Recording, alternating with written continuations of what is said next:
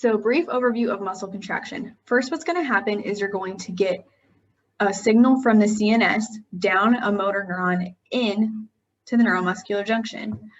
It's going to come into the synaptic bulb and it's going to cause calcium to be released from voltage-gated channels. This calcium is going to cause synaptic vesicles to release acetylcholine into the synaptic cleft right here. This acetylcholine is going to bind to receptor proteins on the sarcolemma and these junctional folds. And it's going to cause sodium to rush in and potassium to rush out. This is going to cause an action potential. This action potential is going to go down the sarcolemma, down the T-tubule, and it's going to allow calcium to be released from the sarcoplasmic reticulum. It's going to go to this actin. Actin is right here on the sarcolemma, and technically this is, underneath here, but of course with drawings you can only be so anatomically accurate. But this actin is going to get this calcium. It's going to bind to troponin, these yellow pyramid thingies here, of course, so anatomically accurate. And when this calcium binds to troponin, it's going to cause this blue line, whatever you want to call it, to be moved. That's tropomyosin. And it's going to cause these gray spots or active sites to be revealed. When these active sites are revealed, it's going to allow myosin, which are these purple things, it's going to allow myosin to attach to these active sites. But first what's going to happen is that myosin has to bind, or myosin binds to ATP, and then when the ATP is hydrolyzed into ADP and an inorganic phosphate, the myosin head cocks back, gets into position to get ready to attach right here to the active site.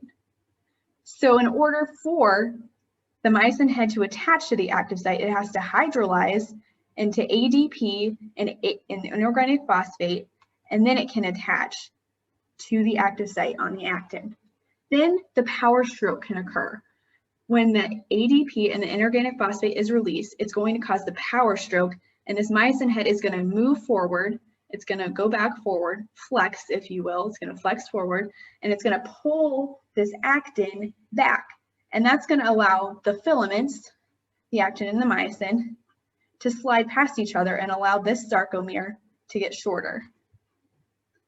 When a new ATP molecule attaches, it's going to cause the myosin head to release from the actin, so it can attach to a new actin active site, and the entire thing can start over again.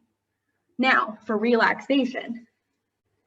Okay, when the signal from the CNS stops, that means that the acetylcholine in the synaptic cleft is going to be reabsorbed back into the synaptic bulb. And when they're no longer attached to the receptor proteins, it's going to stop an action potential from going down the T-tubule. It's going to cause this calcium to be reabsorbed back into the sarcoplasmic reticulum. And if there's no calcium attached to troponin, these active sites are going to get covered back up again by the tropomyosin. And if this happens, then that means myosin cannot bind with the active sites on the actin. And when that happens, the muscle relaxes. Okay, that was a lot. Muscle contraction is a lot, but hopefully it helps you remember some of the things that are important about muscle contraction and a good general overview. Just knowing that can help you connect the dots between what is happening in your clients, patients, and athletes. Maybe one of your clients, patients, or athletes went vegan. Good for them, but maybe they're not getting the calcium that they used to from their dairy. Well, what if they're not doing as well in their daily life, in their workouts or whatever? Well, maybe they're not getting the calcium that they used to. And as we know from going over that, calcium is super important in 2 of the steps of muscle contraction. If you don't have calcium, it may be nearly impossible to even contract your muscles. So it's not the most fun thing, but it can help you connect the dots between what's happening with your clients, patients, or athletes, and how to make them their best selves, how to improve their daily lives. Hopefully this is helpful, and I hope you have a good day. Bye.